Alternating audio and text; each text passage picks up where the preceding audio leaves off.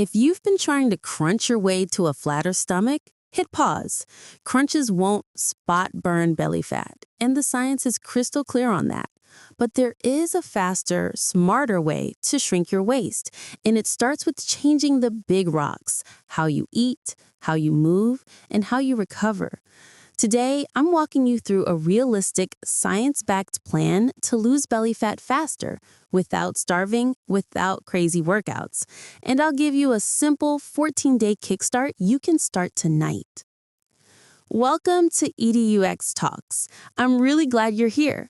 I want this to feel doable, not overwhelming. So we'll keep the tactics simple, the expectations honest, and the results measurable. First, a quick truth bomb. There are two types of belly fat. There's the soft stuff you can pinch under your skin, called subcutaneous fat, and then there's visceral fat, the deeper fat around your organs. Visceral fat is the one that raises health risks. But here's the good news. It also responds quickly to lifestyle changes. It's often the first to go when you get your nutrition, movement, and sleep dialed in. That's why your waist measurement can drop in a couple of weeks, even before you notice huge changes in the mirror. So what does fast actually mean? In week 1, many people see the scale drop 1 to 3 pounds, mostly from water and glycogen. After that, a safe fast pace is about 0.5% to 1% of your body weight per week. For most of us, that's 1 to 2 centimeters off the waist every week or two when we're consistent. That's the target, fast enough to keep you motivated, safe enough to maintain. Everything we're about to do sits on 3 pillars: nutrition, training, and recovery. Nail these, and your waistline will follow. Let's start with nutrition, because that's the big lever. The goal is a modest calorie deficit, small enough that you can live your life, big enough that you actually see change. If you like numbers, a daily deficit of roughly 300 to 500 calories is a sweet spot. If you'd rather not count, you don't have to. Use a simple plate setup at each meal. Half your plate non-starchy vegetables, a quarter lean protein, a quarter slow digesting carbs, and then a small measured serving of healthy fats. Combine that with cutting liquid calories, and most people naturally land near the right deficit. Protein is your best friend here. Aim for roughly 1.6 to 2.2 grams per kilogram of body weight per day, spread across 3 or 4 meals. Why? Protein keeps you full, helps you maintain muscle while you're losing fat, and even slightly increases the calories you burn digesting it. Put protein at the center of every meal. Eggs, Greek yogurt, chicken, tofu, fish, lentils, whatever fits your style. Next is fiber and food volume. If hunger is the boss of your decisions, fiber is the boss's boss. Aim for 25 to 40 grams a day from veggies, fruit, legumes, and whole grains. Build volume meals, big salads, soups, stir fries, loaded with vegetables, so you're eating more food with fewer calories. You'll feel full without blowing your deficit. Carbs aren't the enemy, chaotic carbs are. Focus on slow digesting options like oats, potatoes, brown rice, quinoa, beans, and fruit. Keep refined sugar and ultra-processed snacks to the sidelines. Most importantly, ditch liquid sugar entirely. Soda, sugary coffees, energy drinks, those are stealth calorie bombs with no satiety. Don't fear fats, just dose them. Healthy fats are great for hormones and satisfaction, but they're calorie-dense, so measure them. Think olive oil, nuts, seeds, avocado, eggs, fatty fish. A little goes a long way. Hydration matters more than people think. A simple target is around 30 to 35 milliliters of water per kilogram of body weight per day. More if you're training hard or in the heat. And alcohol? If your goal is to lose belly fat fast, keep it very low for a couple of weeks. Alcohol suppresses fat burning and messes with sleep, which then messes with hunger and cravings the next day. 2 optional tools that help a lot of people: A time-restricted eating window, say all your meals within 10 hours during the day, and finishing your last meal 2 to 3 hours before bed. They're not magic, but they can make the deficit easier and your sleep better. If you want a sample day of eating, here's one. Breakfast could be a scramble with whole eggs and egg whites, a pile of spinach and tomatoes, a slice of whole grain toast, and some berries. Lunch might be a big bowl of mixed greens with grilled chicken, cucumber, peppers, chickpeas, a drizzle of olive oil and lemon, and an apple on the side. For snack, go with Greek yogurt and a few almonds or a scoop of protein blended with ice and cinnamon. Dinner could be salmon, roasted potatoes, and a mountain of roasted veggies. Still hungry after dinner? A protein shake or a little cottage cheese can tame cravings without blowing your calories. If you're vegetarian, swap the chicken and salmon for lentils, tofu, tempeh, or a soy-based yogurt. Same structure, same results. Now, training. We're going to keep it simple and effective. Strength training 3 days a week is your base. Full body sessions are best if you want the most result for your time. Think big compound moves, squats or leg presses or push-ups, rows, deadlifts or hip hinges, lunges or split squats. 2 or 3 sets of 8 to 12 reps for most of your lifts is perfect, with good form and a weight that makes the last 2 reps challenging but doable. When you can hit the top of the rep range with solid form, bump the weight a little next time.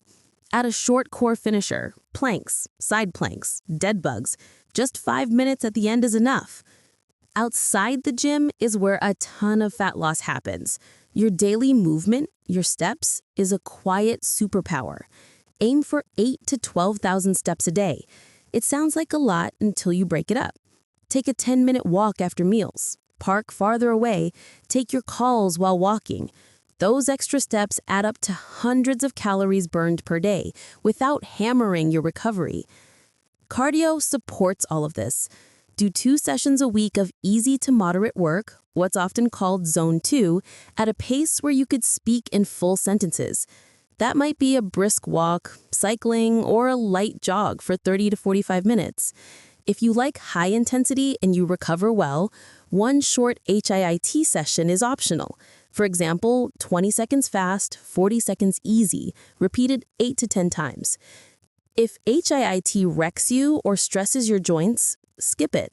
Consistency beats intensity. Recovery is the not-so-secret secret. Sleep 7 to 9 hours a night. When you shortchange sleep, your hunger hormones go haywire.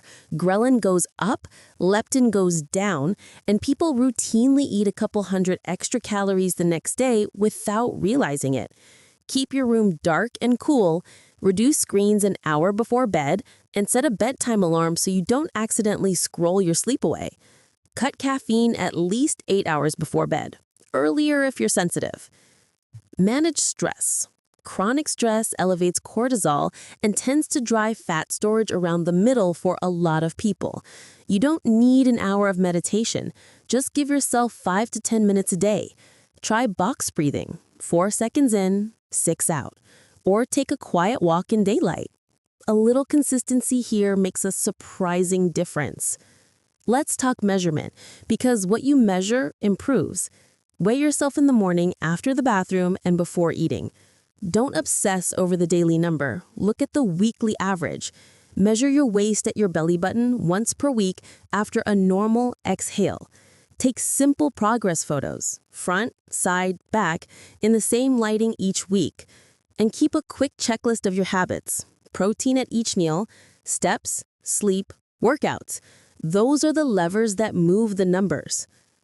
All right, here's your 14-day belly fat kickstart. Think of it as a momentum builder, not a crash diet. Today, set yourself up. Clear out liquid calories from your fridge and desk, soda, sugary coffees, juices. Stock up on lean protein, vegetables, fruit, legumes, and 1 or 2 smart carbs you enjoy, like oats or potatoes. Cook a batch of protein and a batch of carbs to make meals easy. Open your calendar and choose your 3 strength days and 2 cardio days. Set your daily step target. 10,000 is a great goal. For week 1, Keep it simple and repeatable. Every meal follows that plate structure. Half vegetables, a quarter protein, a quarter slow carbs, plus a small serving of healthy fats. Get at least 30 grams of fiber a day, hit your protein, drink plenty of water, and keep alcohol to 0 or 1 drink for the week if possible. On Monday, do a full body strength session. Wednesday, another full body session with slightly different exercises. Friday, repeat the first one. Tuesday and Thursday, do a 30 to 40-minute zone 2 or a short, gentle interval workout if you prefer. On the weekend, take a long, easy walk or a light bike ride. Keep moving, but keep it relaxing. Get to bed early enough to give yourself 7 to 9 hours. If hunger spikes, add vegetables and lean protein before you add more calorie-dense foods. If energy tanks, you may be undereating. Add 100 to 150 calories from carbs and see how you feel. In week 2, layer on tiny upgrades. Add an extra 10-minute walk after 1 or 2 meals a few days this week. In the gym, try to add a rep or a tiny bit of weight to 1 or 2 lifts where your form felt strong.